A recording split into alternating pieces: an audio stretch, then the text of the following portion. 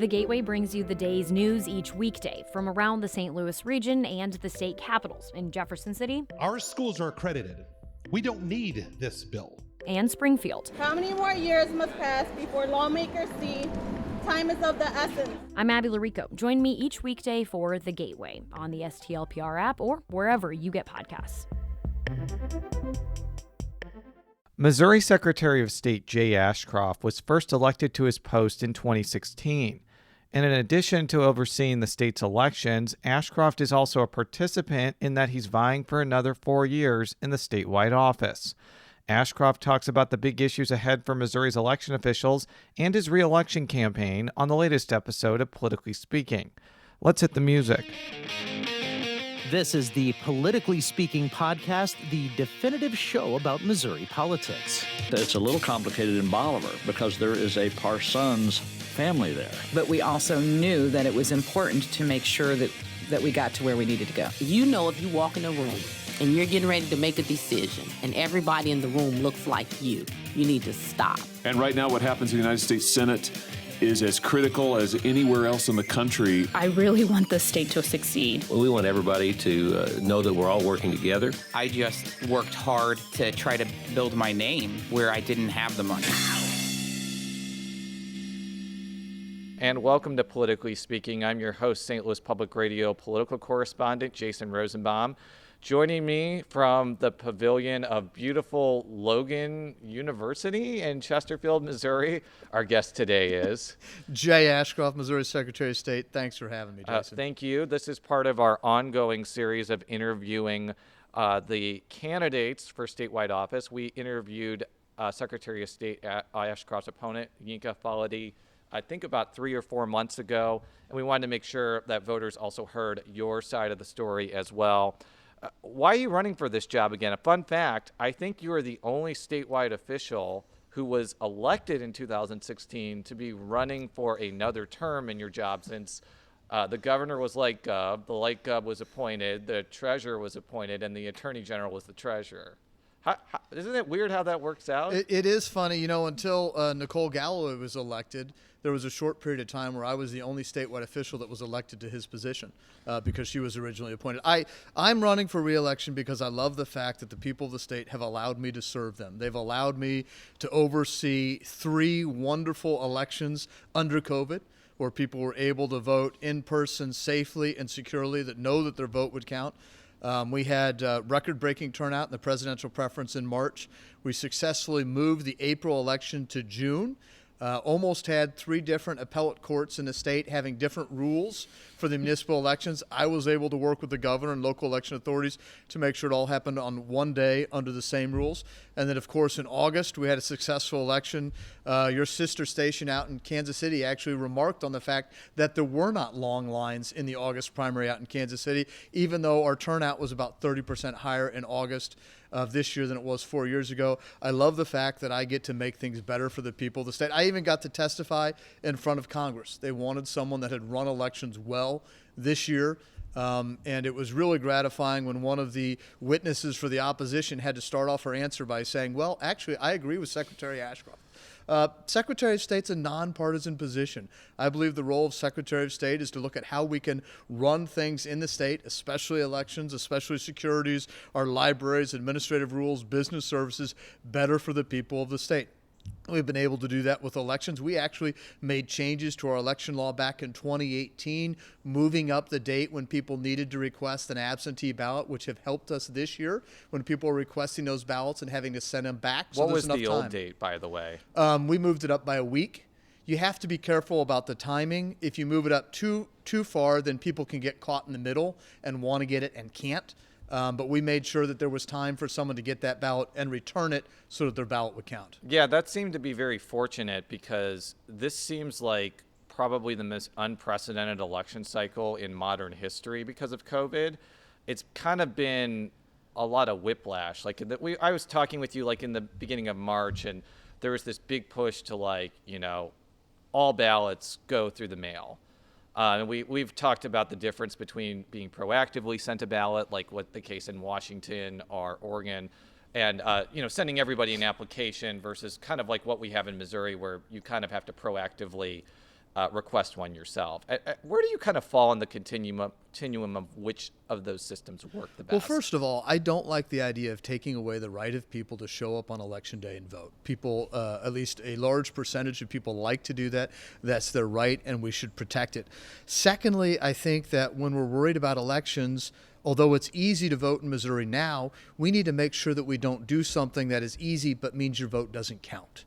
When you do anything by mail with your vote, it used to be absentee ballots. This year you can use mail-in ballots.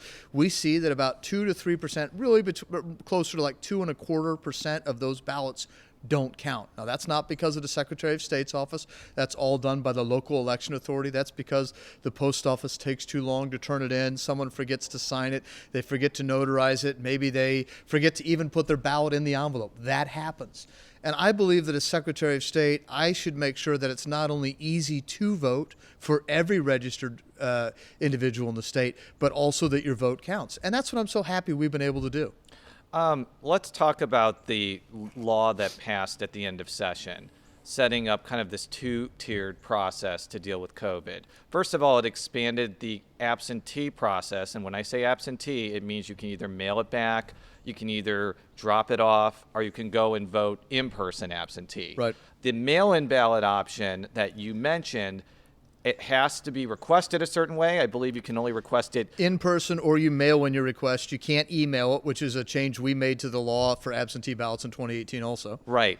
And you also have to have it notarized, and it has to be mailed back. And there is a court case now about whether you can drop it off. As of now, we're recording this on Thursday, October 15th.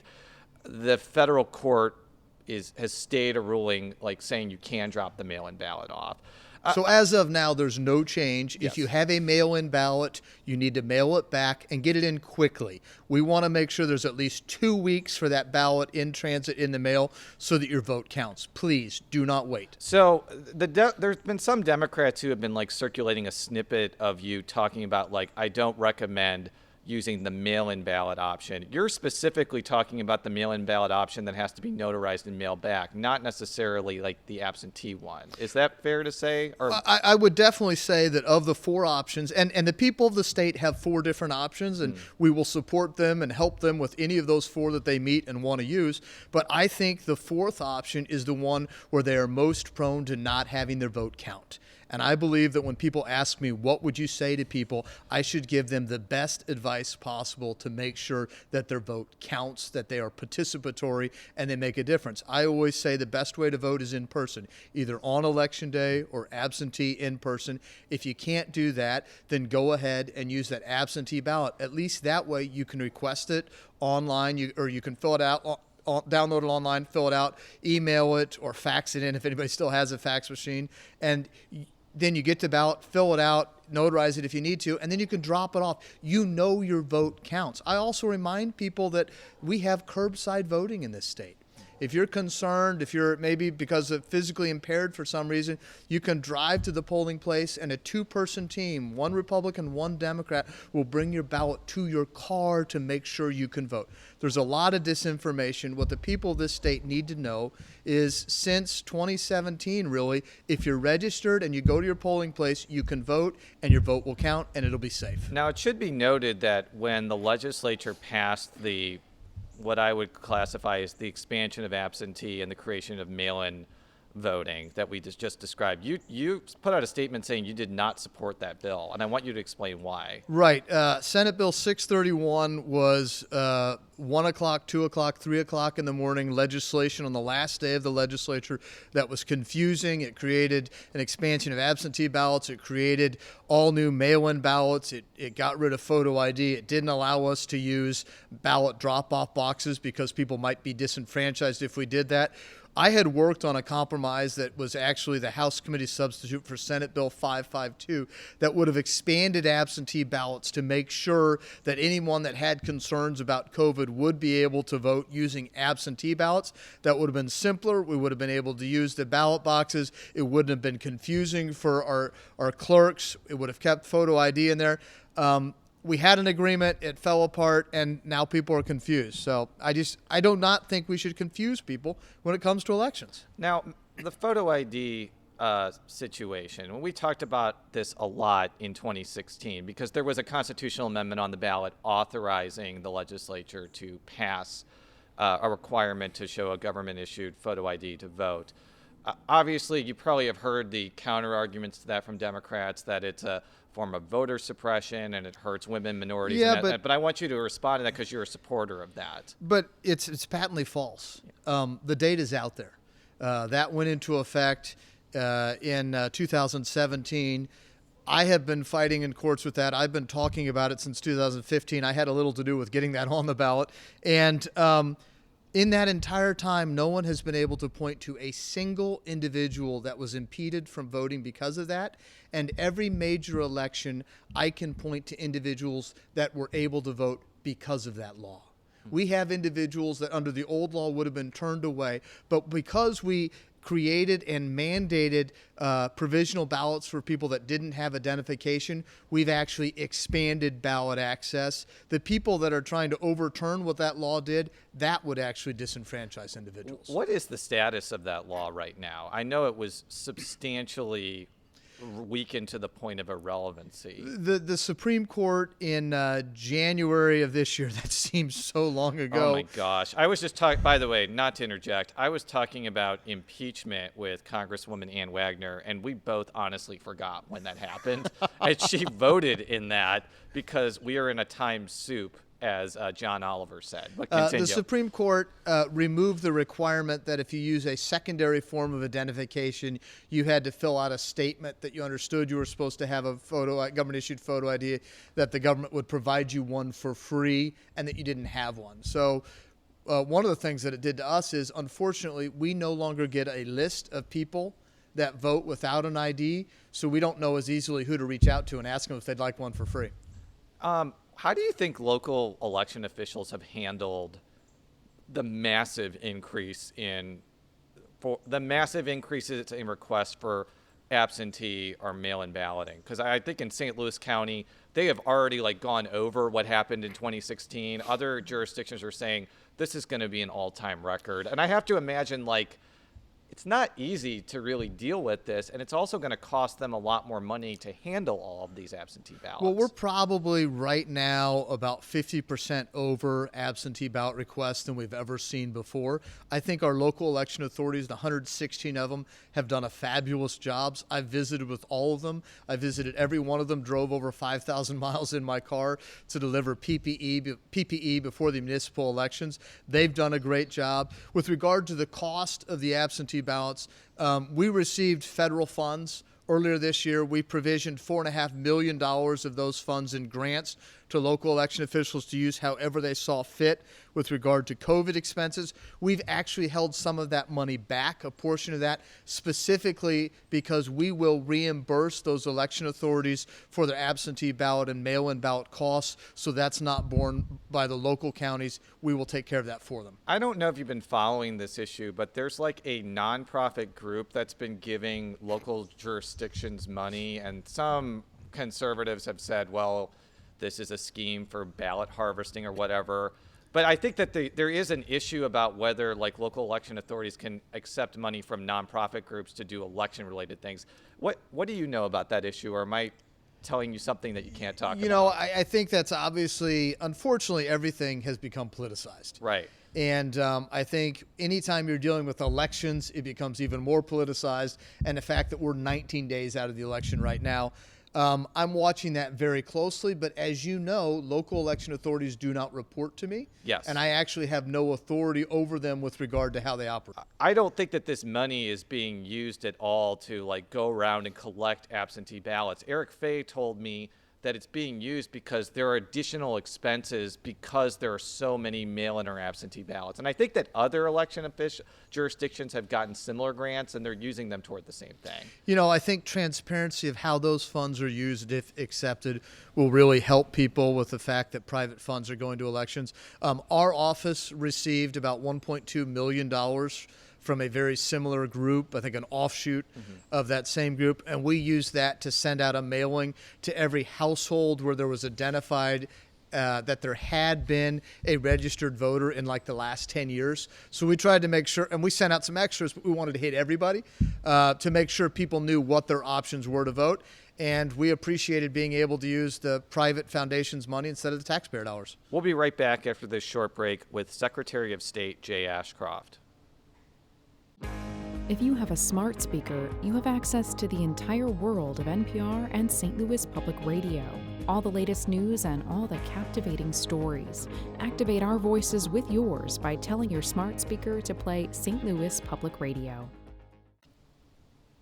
And we're back on Politically Speaking with Secretary of State Jay Ashcroft. And by the way, we are outside right now, so if you hear a little bit of wind or leaves rustling, do not be alarmed. This is how we do podcasting in the era of COVID-19. We're physically distanced outside. Oh, we are very, very distanced.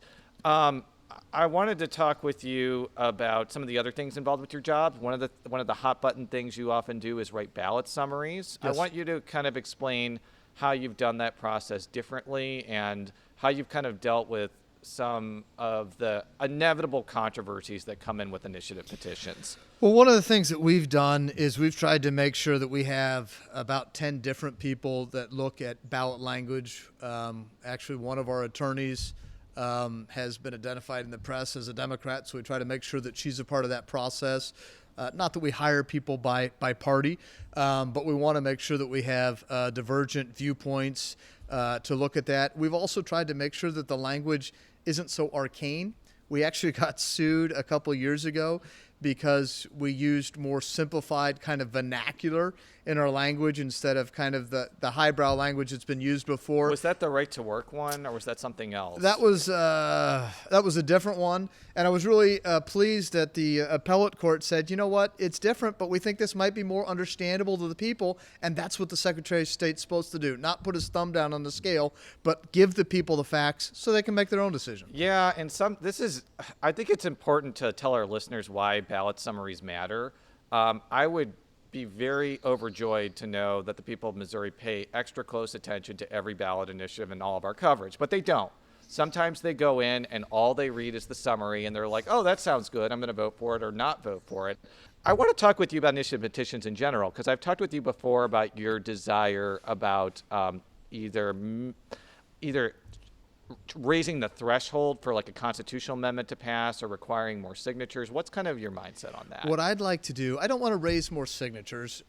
It's virtually impossible for a grassroots organization to get something on the ballot now. Unfortunately, it's the world of billionaires that come in and spend a couple $1 million to get what they want on the ballot. But what I would like to do is raise the vote threshold so that, you know, in our election that we just had in August, we had about a 30% turnout. Mm-hmm. That means that 15% of the registered voters plus one kind of decided who won the election, what their Constitution would have. For the Medicaid expansion amendment. Yeah, and regardless of which side of any issue you're on, if we're going to put it in our Constitution, I'd like it to be something that the vast majority of people agree on. I always go back in 2018, the people of this state voted on how long you had to be a member of the Eagles Lodge before you could hand out bingo cards. Oh, yeah. That should not be in our Constitution. That's ridiculous. Well, it is. I mean, it is. I think that some people, it's interesting because there have been people in the legislature, primarily Republicans, who have asked to do that. I think the counter to that is that, and it's primarily from Democrats, but it's also from some Republican groups. They see the initiative petition process to get around the legislature when they won't actually do something. And by raising the threshold, you kind of take that avenue away. Like, what would you say to that? I think what we do is we require both sides to actually campaign. You know, when you do something through the initiative petition process, you don't have public debate on it. You don't have both sides. You don't have up and down votes where people are held accountable to that. You don't have a time when citizens of the state can go down and testify pro or against it, like when the legislature passes something. And I just think that, you know, our Constitution is 10 times longer than the federal government's Constitution. I think most Missourians would agree that the federal government doesn't work well, and I don't want to move us in the direction of working even worse than we are now. So you kind of alluded to this before, and I want to use like a couple minutes to talk about the other things that you do as Secretary of State. We often associate the Secretary of State with elections and also, initiative petitions. But you also have some role in securities and libraries as well. And I want you to kind of explain kind of your decision making. With regard to securities, any sort of civil penalties and regulation of the securities industry and the defrauding of individuals happens through the Secretary of State's office in Missouri if it's below the level that the SEC would get involved in. So about every year, there's about 10 people that, because of our investigation, subsequently get thrown into federal prison and federally convicted. So we really work hard to protect Missourians from being preyed upon by unscrupulous individuals in that area. And I think you brought in somebody who I think there was some controversy involving that, and I want you to kind of address that. What happened was I brought in an individual who had worked in the securities industry, and you know how partisan politics is. They claimed that there was an investigation against the company he was a part of. It was false, but I wasn't allowed to say that because we're not allowed to comment on those investigations. There was an investigation going on, and as part of that investigation, looking at one of the investors, they needed to look at his entire portfolio. So they had asked the company that this individual came from to turn over their records, which they did. They were not a target of the investigation, but it just goes to show you can't believe everything you hear on TV. Radio's good, but not TV. Well, that's right? what I wanted to ask you about. And does he still work for your office? He does. Yeah, and my understanding was I think that there were some people on the other side of the aisle that defended him and said he was very qualified. Well, what is this person's name, by the way? It's David Minnick. He's the Commissioner of Securities, and working with him, with industry groups and other groups, we've been able to strengthen the law. We've increased the penalties. We removed some limitations on penalties. So we've actually been able to be harder against the securities industry because of his knowledge and work to make sure that people of the state can invest successfully. Well, let's talk about libraries. And for full disclosure, I love libraries. Well, I happen to be married to a librarian. That's why I like you. She works at Washington University. I actually technically work at Washington University, too, as an adjunct instructor. Can you kind of talk about the Secretary of State's involvement with libraries? I don't think I've talked with Candor or Carnahan about this topic, but I'm genuinely curious about this. Yeah, the Secretary of State's office, the Missouri Constitution requires that the state provide funding for public libraries. That funding goes through the Missouri Secretary of State's office, so we provide those to public libraries across the state. We also get LSTA federal money that comes to our office, and then we provide that to libraries. The state library and the state archives are part of the Secretary of State's office. So we work with those libraries to give them resources. We work to give them ideas and help them to do a better job of provisioning their services for their constituents. I think libraries are awesome because they unlock the potential of individuals. They serve whosoever may walk into them. You don't have to have a credit card. You walk in, they're there for you, and it's a wonderful thing. And I can attest to this. Libraries have been radically changed by COVID-19 just because there is an expectation that there has to be some, especially if we're talking about libraries where people go in and get books, like there's an expectation that people have to be working in a physical building. When you're talking about a university library, for example, where a lot of it's computerized, you can probably work at home. What have you heard from libraries about how they're dealing with COVID-19? They've really expanded what they do digitally. We've seen libraries using the grants we've given them for hotspots so that individuals and patrons can have broadband. We're seeing libraries that have curbside pickup and drop-off where you can request materials and they'll have them ready for you. You just call in and they bring it out to you. They're quarantining the material they receive back and cleaning it for a certain period of time to make sure that people are safe. When I think of libraries, it makes me it's one part of education. Somehow we've torn libraries apart from schooling.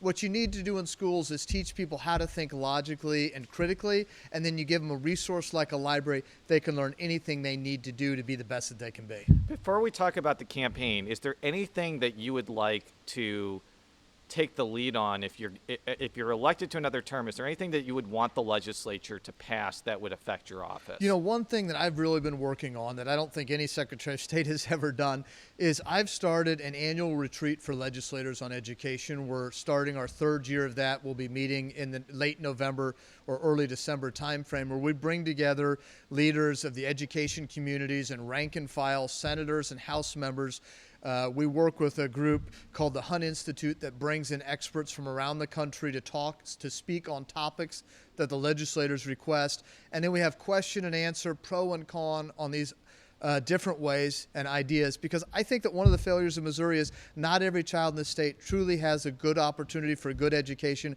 I want to change that before the people of the state tell me to go bye-bye. Okay, so again, we had your Democratic opponent, Yinka Faleti, on the show a few months ago. He was making the case that he would be a better Secretary of State than you. Why should people choose you over him? You know, I would just point the people of the state to my record. In the almost 4 years that I've been Secretary of State, our office has passed more consequential legislation than any other statewide office has. We've done remote and online notary. It seemed like a dumb thing to do, and then suddenly COVID hit, and people said, hey, wait a minute, you were thinking ahead. We've revamped a lot of what we do with elections. 2 years ago, we allowed you to request an absentee ballot by email. Suddenly, that's a really good idea. We moved up the date for when those ballots had to be requested so you could get them in time. We've made changes with the address confidentiality program. We actually have bipartisan legislation at the U.S. Congress where we have bipartisan sponsors in both the Senate and the House to make sure that those individuals are protected not only at the state level but at the federal level without creating a new federal program or without spending an additional federal dime. That's the sort of thing we're going to continue to do, and it's what we have done to make a difference and make Missouri better for all Missourians. Now, from a political perspective, you were elected in 2016 on a situation where President Trump won the state by 19 points. It's looking like he's not going to win Missouri by 19 points this year. I've even seen some prognosticators say that Missouri is a lean state, which means we're going back to the days of like 2000 and 2004 where it may only be 5 points. How do you think that affects you? I mean, I think it's difficult to defeat a down ballot incumbent, but obviously a lot of these races are kind of linked to the national environment. You know, I think that obviously anyone that gets into politics has a worrying night on election night. It's doubly worrying for me because while other people are having parties to celebrate their victory or their defeat, I'm going to be at the Secretary of State's office making sure that the election goes off smoothly, that there's nonpartisan administration of it, and if that there are problems, we're there to correct them and get a true and accurate vote count out, or at least unofficially, to the people as quickly as possible. Well, this is kind of an interesting question because you are an elected official and you have to be on the ballot, and you also have to, you probably want the other statewides to win. How are you able to is there like a separate role? Is there like kind of like two Jay Ashcrofts, one that has to be the administrator and one that can go out and like campaign? Like, and this is also a question I haven't really asked other Secretary of States. Like, how does this work exactly as far as like electioneering for other people, basically? I think most of my supporters would say that I don't campaign enough. But I took an oath to the people of the state that I would do the best job possible to follow the Constitution and laws enacted pursuant to it. And that's what I do. You know, it's inscribed on the Capitol in Jefferson City that the best politics is good governance. And I think the people of the state, frankly, the people of this nation, are tired of partisan bickering. They're tired of partisan politics.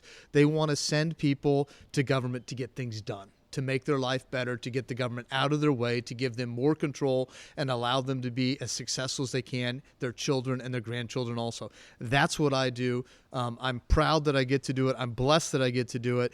And I believe that when people look at what I've done, they'll say that's the sort of person we want in Jefferson City. My final question is a trivia question. Who is the only Republican to win 2 consecutive terms as governor?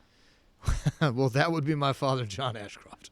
You are correct. We'll have to see. Actually, that will not be accomplished this year. It may not be accomplished for another 12 years because the governor that was elected in 2016 resigned. So the best that Governor Parson can do is I guess 1.5 terms. So there you go.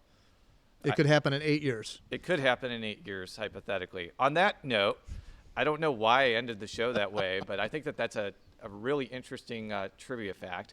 For all of our stories, stlpublicradio.org. Follow me on Twitter at @JRosenbaum. How could people follow you on Twitter, or how could people find out more about your campaign? But more importantly, how could people find out more about election-related stuff on your website? If you want to find out about how to vote or anything like that, just go to govotemissouri.com or sos.mo.gov. That's all official. Won't tell you what to circle or check mark. We'll just tell you how to get your ballot. And if you want on the political side, Twitter, just go to @JAshcroftMo or Ashcroft for Missouri. Well, Mr. Secretary, thank you very much for your time. And until next time, so long. Thank you.